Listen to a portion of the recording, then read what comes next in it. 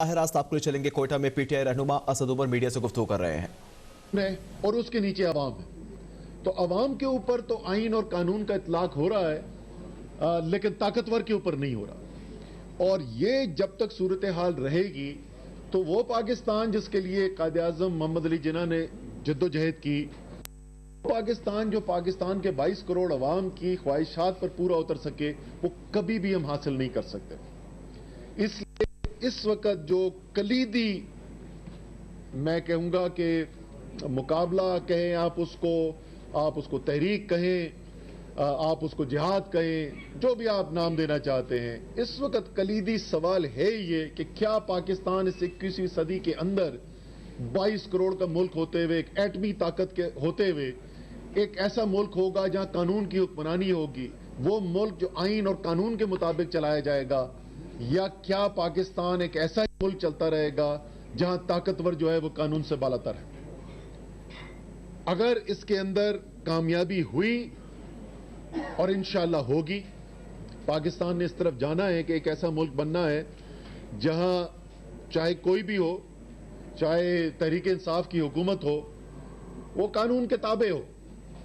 इस वजह से नहीं क्योंकि इमरान खान ने फैसला किया है, क्योंकि वो कानून को मानना चाहते हैं और उनकी जात में, उनकी सोच में, उनके नजरिए के मुताबिक ऐसा होना चाहिए, लेकिन इसलिए कि उनके पास या हमारे पास या किसी और के पास भी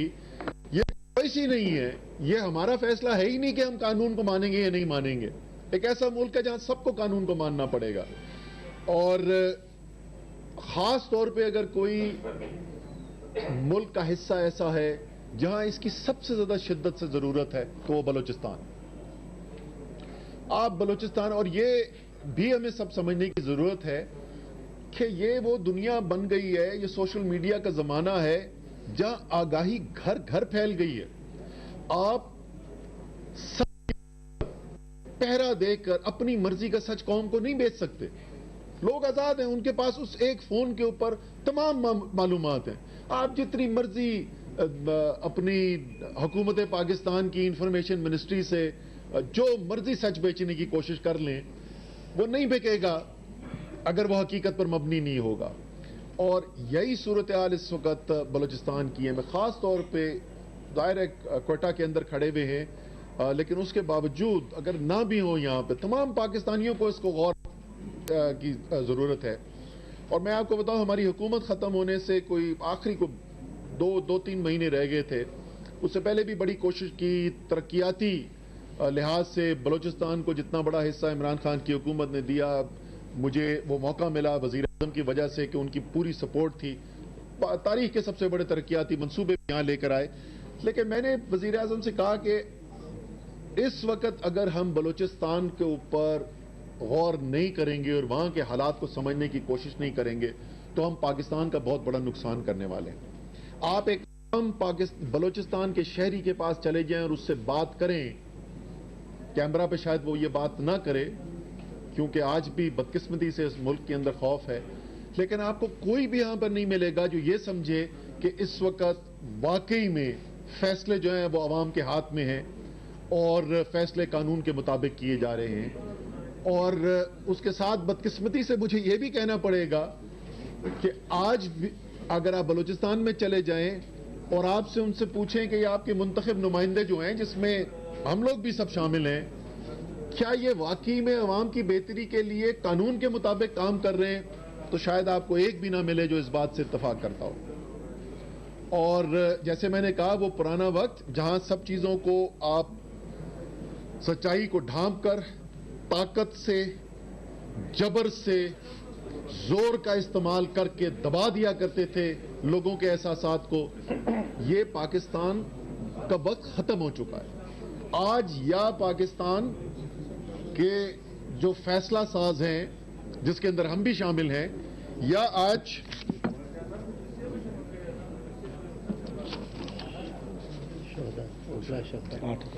ये या हम जो हैं वो इस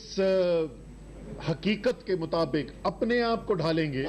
अपने फैसलों को तब्दील करेंगे और मुल्क में कानून और आइन की बालादस्ती के ऊपर यकीन करेंगे, अपने आप को قانون اور آئین کے تابع کریں گے یا نہ تاریخ معاف کرے گی ہمیں اور نہ یہ عوام معاف کرے گی. اب فیصلہ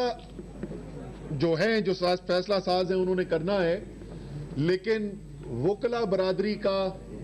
عدلیہ کا اس کے اندر ایک کلیدی کردار ہے. اور آپ سب لوگ, اور مجھے بہت خوشی ہے اس بات کی کہ بلوچستان میں آپ لوگ جو ہیں اس کے اندر پہل کرنے والوں میں سے ایک ہیں. میں خود اسلام آباد کا الیکٹڈ ہوں تو مجھے خوشی ہے کہ اسلام آباد سے یہ شروع ہوا کام, لیکن اگلا آپ نے جیسے بتایا کہ رول آف لاء کی جو کانفرنس ہے وہ یہاں پر ادھر ہی ہائی کورٹ بلوچستان میں کی جائے گی. اور یہ آپ جو کام کر رہے ہیں یہ کام ایک ملک کے مستقبل کے لیے, اس ملک کے ہمارے بچوں کے مستقبل کے لیے آپ یہ کام کر رہے ہیں, اور اس کے اندر انشاءاللہ تعالی آپ نیک نیتی سے کام کریں گے, ہم سب مل کر کام کریں گے تو کامیابی بھی حاصل ہوگی. کم سے کم اس جدوجہد کے بعد ہمیں یہ تو ہونا چاہیے کہ وہ جو ہم سے پہلے گزر گئے, جیسے ہم نے دیکھا کہ وکلا کو شہید کیا گیا 8 اگست کا جو واقعہ ہوا, کم سے کم یہ تو کہنا چاہیے ہمیں کہ اس کے بعد کہ ان کی جان رائے گاہ نہیں گئی, اور جو لوگوں نے قربانی دی اس سے پہلے بھی جو اسلام آباد کے اندر دھماکہ ہوا تھا, وکلا جو ہیں اس کے اندر بھی زد بنے. اسی طریقے سے پاکستان کی تاریخ بڑھی ہوئی ہے کہ جس طریقے سے وکلا نے اس ملک کے لیے, قانون کی حکمرانی کے لیے قربانیاں دی ہیں. انشاءاللہ تعالی یہ تمام قربانیاں دیں گی اور ہم ایک بہتر پاکستان کی طرف, ایک آزاد پاکستان کی طرف, حقیقی طور پر آزاد پاکستان کی طرف, ایک انصاف پر مبنی پاکستان کی طرف جائیں گے. آخر میں ایک دفعہ پھر جی بہت بہت شکریہ, آپ نے یہاں پہ مدعو کیا اور اپنا ٹائم نکال کر یہاں پہ سب آئے. پی ٹی آئی کے general secretary Asad Umar Balochistan high court میں منعقد تقریب سے خطاب کر رہے تھے.